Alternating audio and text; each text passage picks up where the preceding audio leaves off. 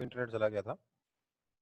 But मेरे ख्याल से यहां तक सब लोगों ने देखा होगा, EMF is equal to v vector cross B vector dot L vector आया, देखा था? हाँ सर। ओके, मैं सिर्फ इतना बता रहा था कि ये जो है ना V vector cross B vector dot L vector, इसी मतलब इस फॉर्म का जो एक्सप्रेशन है A vector cross B vector dot C vector, इसको हम स्केलर ट्रिपल प्रोडक्ट कहते हैं या बॉक्स प्रोडक्ट भी कहते हैं। क्या कहते हैं? Box product. ये आप मैथ्स में ज़्यादा डिटेल में पढ़ोगे, जब आप मैथ्स और थ्री डी, मैथ्स में थ्री डी और वेक्टर पढ़ोगे ना और अच्छे से, तब आप ज़्यादा डिटेल में पढ़ोगे इसको। बट अभी के लिए सिर्फ इतना बता दूं कि आपको जो ईएमएफ मिल रहा है वो स्केलर ट्रिपल प्रोडक्ट से मिल रहा है, v vector cross B vector dot L vector से मिल रहा है। ठीक है, अगर इस तरीके का वायर है जो कि मैग्नेटिक फील्ड में इधर जा रहा है, हमारा v vector cross B vector ऊपर आ रहा है, डॉट एल वेक्टर भी ऊपर आ रहा है, एल वेक्टर ऊपर लिया तो ऊपर की तरफ पॉजिटिव आया, तो ऐसे में ये जो वायर है it can be assumed to be working like a battery of EMF equals to v vector cross B vector dot L vector, जहां एल वेक्टर इस ईएमएफ के डायरेक्शन में है। ठीक है, समझ में आई बात? या इस केस में क्योंकि सब कुछ म्यूचुअली परपेंडिकुलर है, ये क्या हो जाएगा इस केस में? Simply it will be equal to v B l. एक और फॉर्मूला आपको याद करना है, EMF is equal to v B l. ठीक है ना, कोई दिक्कत?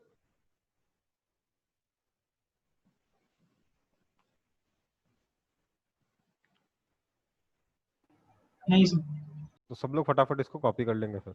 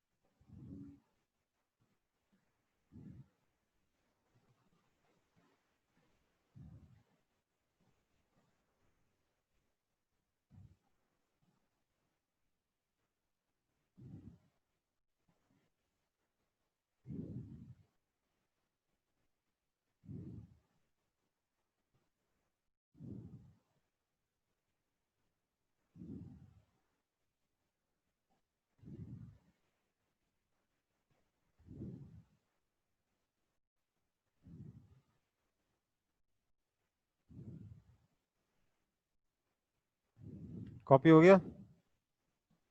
ओके,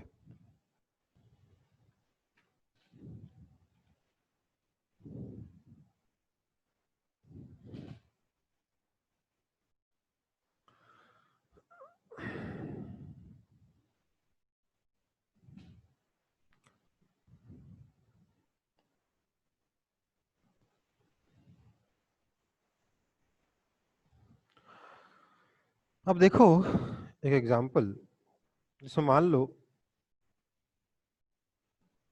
कि हमारे पास ये दो लाइंस हैं, सिर्फ इन दोनों लाइंस के बीच में ही आपका मैग्नेटिक फील्ड है अंदर की तरफ, कुछ ऐसा यूनिफॉर्म मैग्नेटिक फील्ड है ऐसे अंदर की तरफ।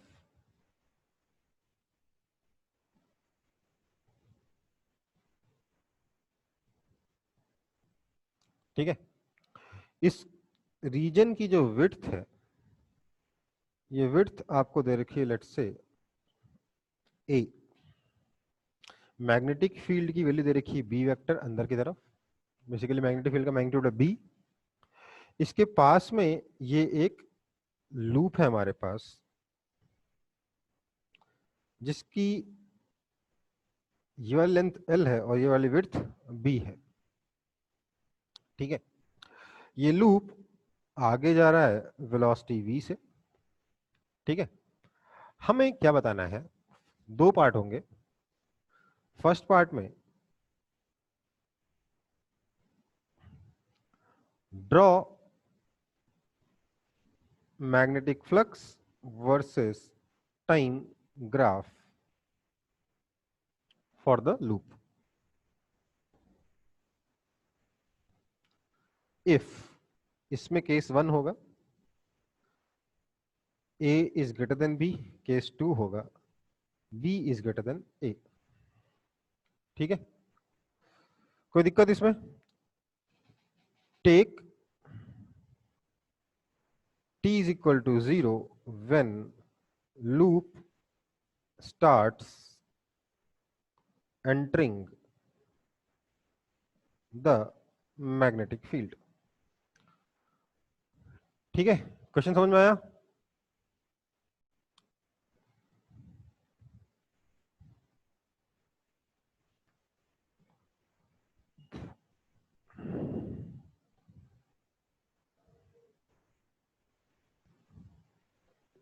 क्वेश्चन समझ में आया कि नहीं आया?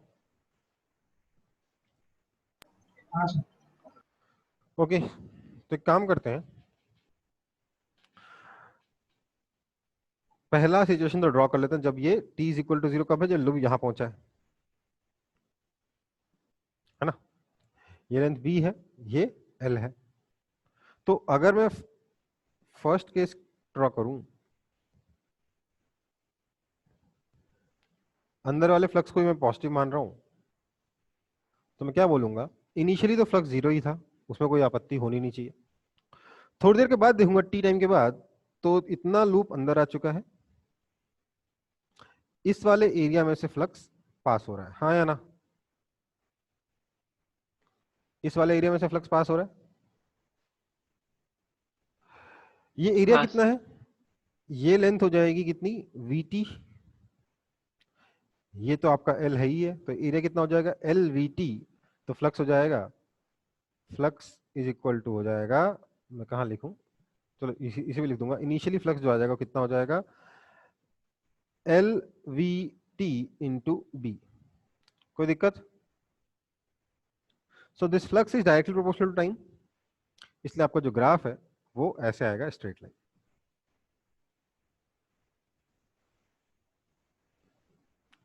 ठीक है, लेकिन कब तक? फर्स्ट पार्ट में बोल रहा है कि ए जो है वो बी से बड़ा है, ए बी से बड़ा है, मतलब ये जो विड्थ है इससे बड़ी है, इसकी विड्थ से बड़ी है, मतलब ये पूरा का पूरा लूप थोड़ी देर बाद हमें मैग्नेटिक फील्ड के अंदर मिलेगा। अब सोचिए, एक बार ये पूरा का पूरा लूप मैग्नेटिक फील्ड के अंदर आ गया है, उसके बाद अगर ये मूव कर रहा है तो क्या फ्लक्स में कोई चेंज होगा क्या? मैग्नेटिक फील्ड उतना ही है, एरिया उतना ही है, हाँ है ना? हाँ सर, चेंज तो नहीं होगा। तो फ्लक्स में कोई चेंज नहीं होगा। कितने टाइम का नहीं होगा? जब ये वाला एंड भी यहाँ पहुंच जाएगा, इसको पहुंचने में कितना टाइम लगेगा, B by T, B by V, ये विड्थ बी है ना, तो कितना टाइम में अंदर पहुंच जाएगा, ये वाला वायर कितनी देर में अंदर पहुंचेगा, बी अपॉन वेलोसिटी वी। तो बी बाय वी टाइम तक तो ये ग्राफ रहेगा। तो अगर मैं टाइम को बी बाय वी लिख दूंगा तो फ्लक्स कितना हो जाएगा, वी वी कट गया, एल बी बी,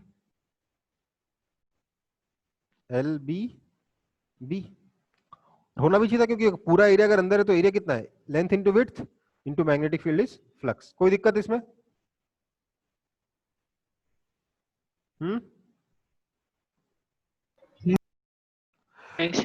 इसके बाद फ्लक्स चेंज नहीं हो रहा है, नहीं हो रहा है, नहीं हो रहा है, नहीं हो रहा है, नहीं हो रहा है। कब तक चेंज नहीं होगा?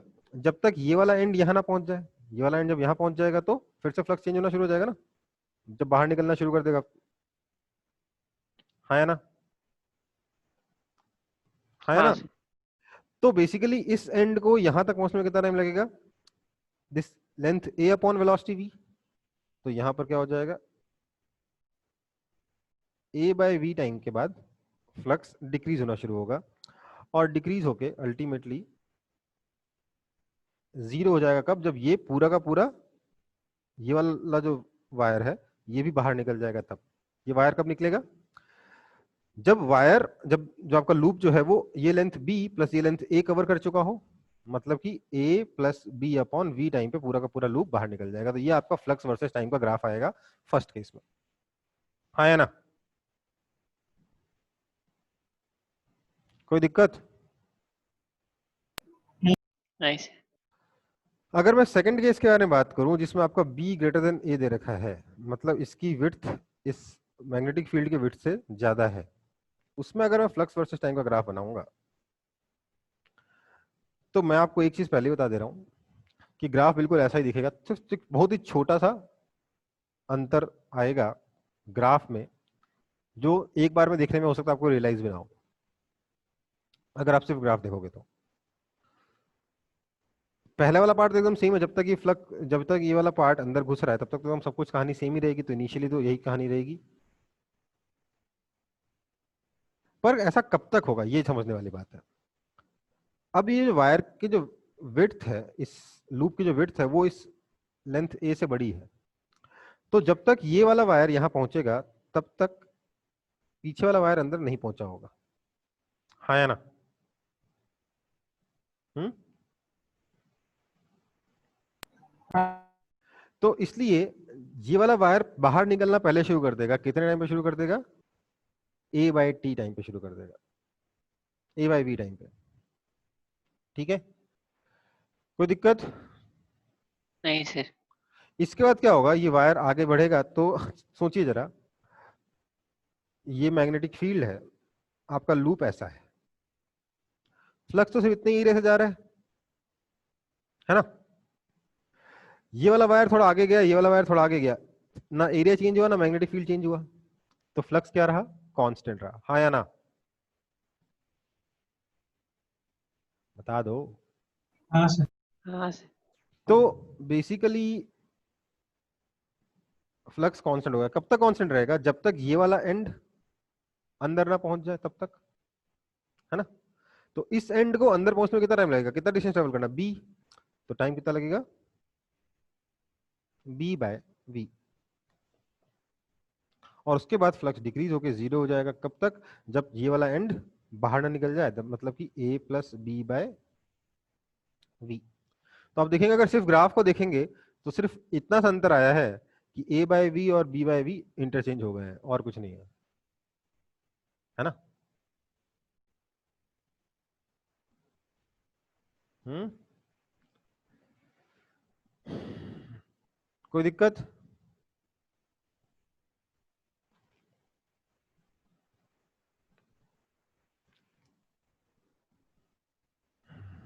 इसका सेकंड पार्ट है draw EMF versus time graph for above cases।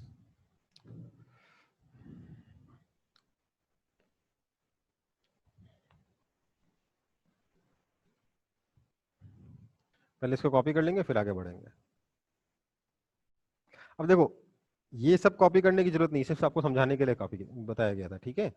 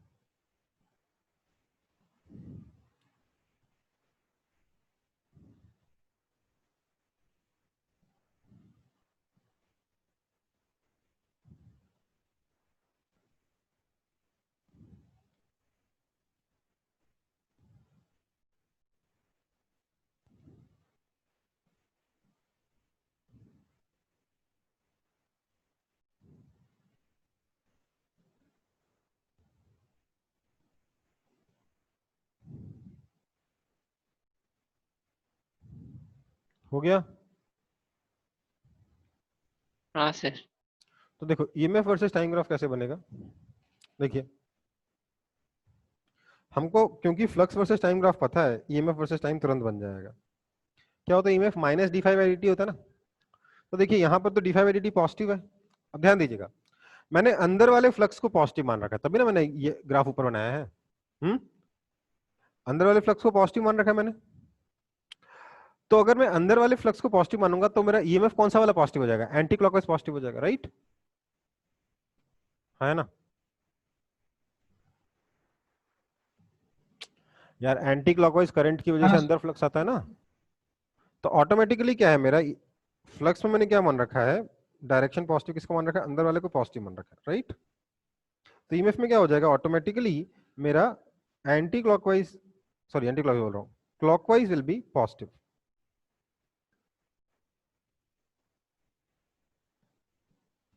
समझ में आ रहा है कि नहीं आ रहा। हाँ सर।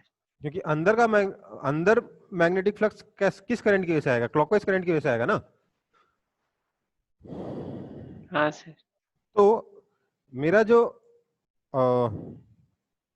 ईएमएफ आएगा वो क्या हो जाएगा, D phi by D T होगा। D phi by D T मतलब इसका स्लोप कितना हो जाएगा, इसका slope basically B L V. D phi by D T positive है इसलिए minus D phi by D T negative हो जाएगा, B L V is constant. तो ऐसा आएगा, मतलब कि मेरा जो ईएमएफ है वो एंटी क्लॉकवाइज डायरेक्शन में आएगा पहले। क्योंकि सोचिए अंदर की तरफ अगर फ्लक्स बढ़ रहा है तो उस फ्लक्स को डिक्रीज करने के लिए बाहर की तरफ मैग्नेटिक फील्ड आएगा, इसका मतलब एंटी क्लॉकवाइज करंट आएगा, है ना। तो ये आपका हो गया बीवीएल।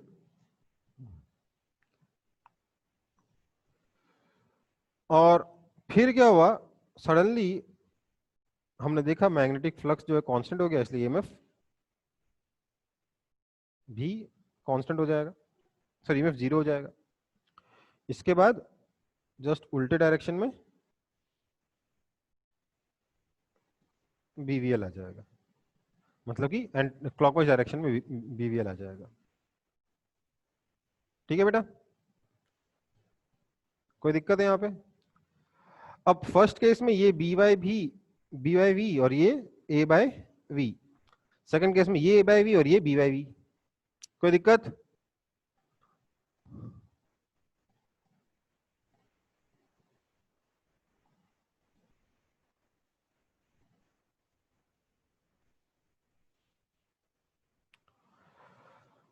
कोई दिक्कत किसी को। सर। हाँ सर हम लोगों को पता है कि E vector E is equal to minus D phi by D T होता है। तो डी हाँ, फाइव बाई डी टी जब पॉजिटिव होगा तो ई वेक्टर तो ऑटोमेटिकली नेगेटिव हो जाएगा, तो देखो वैसे बात नहीं करना। समझो, जब हम बोलते हैं कि ई पहले तो ई वेक्टर नहीं है, ई है, ठीक है, ई हाँ। नहीं फ्लक्स वेक्टर है, तो E is equal to minus D phi by D T होता है, हमें मालूम है, मैंने भी उसी से निकाला है। बट उसके लिए मुझे ये तो बताना पड़ेगा ना कि भैया ईएमएफ को मैंने किधर पॉजिटिव लिया किधर नेगेटिव लिया, है ना। क्योंकि मैंने फ्लक्स को अंदर की तरफ पॉजिटिव लिया, इसका मतलब मैंने ऑटोमेटिकली ईएमएफ को, जो मेरा क्लॉकवाइज ईएमएफ है उसको पॉजिटिव ले रखा है, तभी मेरा ये फॉर्मूला लगेगा। अगर मैंने एंटी क्लॉकवाइज को पॉजिटिव ले लिया तो मेरा ये वाला फॉर्मूला नहीं लगेगा, इसको उल्टा लग जाएगा। कोई दिक्कत। नहीं सर।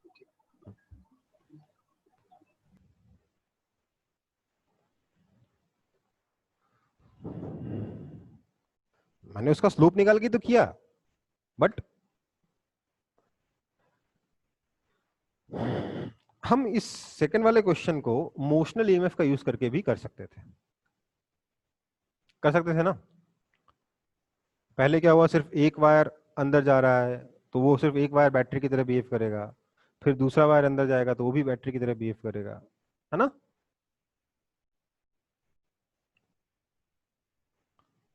हाँ है ना। चलो फिर इसको फटाफट कॉपी कर लेंगे तो आगे बढ़ेंगे।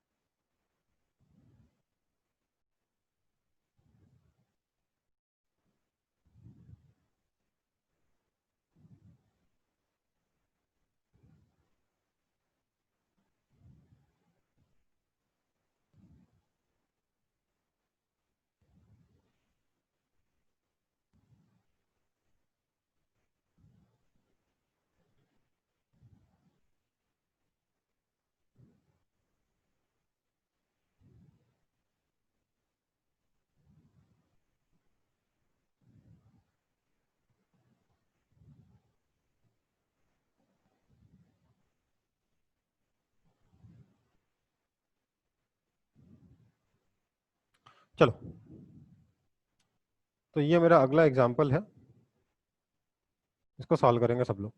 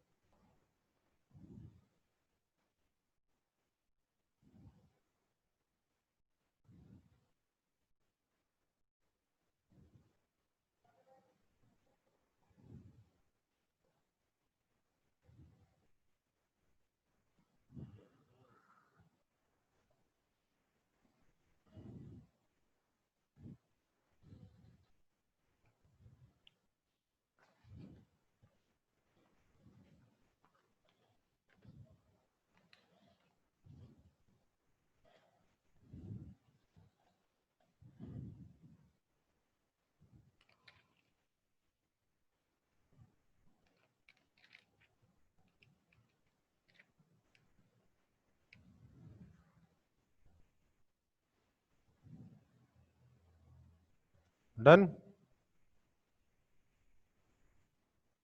देखो क्या करेंगे, क्या होगा, थोड़ी देर के बाद हम देखेंगे इसकी वेलोसिटी जो है नीचे की तरफ वायर की v हो चुकी है। क्वेश्चन समझ में आ रहा है ना, ये वायर स्लाइड कर सकता है नीचे की तरफ, बाहर की तरफ, ऐसे मैग्नेटिक फ्लक्स फील्ड है, इसकी टर्मिनल वेलोसिटी बतानी है। नीचे से फोर्स लग रहा होगा mg, ठीक है। तो इस पर एक मोशनल ईएमएफ जनरेट होगा, ईएमएफ कितना हो जाएगा, BVL। डायरेक्शन क्या होगा इसका देखते हैं। बाहर की तरफ फ्लक्स आ रहा है, जैसे जैसे नीचे आएगा बाहर वाला फ्लक्स बढ़ेगा, तो मतलब इसमें करंट कुछ ऐसा आएगा जिससे कि मैग्नेटिक फील्ड अंदर की तरफ है, मतलब इसमें करंट क्लॉकवाइज डायरेक्शन में जाएगा, ऐसे करंट जाएगा, ठीक है। तो इसमें करंट ऐसे जाएगा I, तो BVL का डायरेक्शन इधर ही होगा। ये करंट I कितना होगा, EMF upon resistance R, that is equal to BVL by R। ये करंट I हो जाएगा। और क्योंकि ये वायर मैग्नेटिक फील्ड के परपेंडिकुलरली मूव कर रहा है, ये मैग्नेटिक फील्ड इस पर फोर्स लगाएगा अपोजिट डायरेक्शन में मोशन के, सॉरी वो अपोजिट डायरेक्शन में बात करते हैं, हम सीधे निकाल लेते हैं direction. I L cross B अगर आप देखोगे तो ऊपर आ जाएगा फोर्स, तो फोर्स वाला जो मैग्नेटिक फील्ड होगा that is I L B upward direction में, and this force will balance mg, ठीक है। देयरफॉर हम लिख सकते हैं b square v l square by r is equal to mg। This implies v is equal to mg r upon b square l square. इस तरीके से हमारी टर्मिनल वेलोसिटी आ जाएगी। हमारी टर्मिनल वेलोसिटी पे क्या होता है, नेट फोर्स जीरो होता है, वेलोसिटी कांस्टेंट होती है, हमने नेट फोर्स को जीरो कर दिया, हमारी टर्मिनल वेलोसिटी आ गई। ये अपना आंसर है। समझ में आया कि नहीं आया, ठीक है। तो इसको कॉपी कर लो, नेक्स्ट क्लास में इसके आगे के पढ़ेंगे, ठीक है। अभी के लिए क्लास ओवर, अभी के लिए क्लास ओवर है, ठीक है। सैटरडे का एग्जाम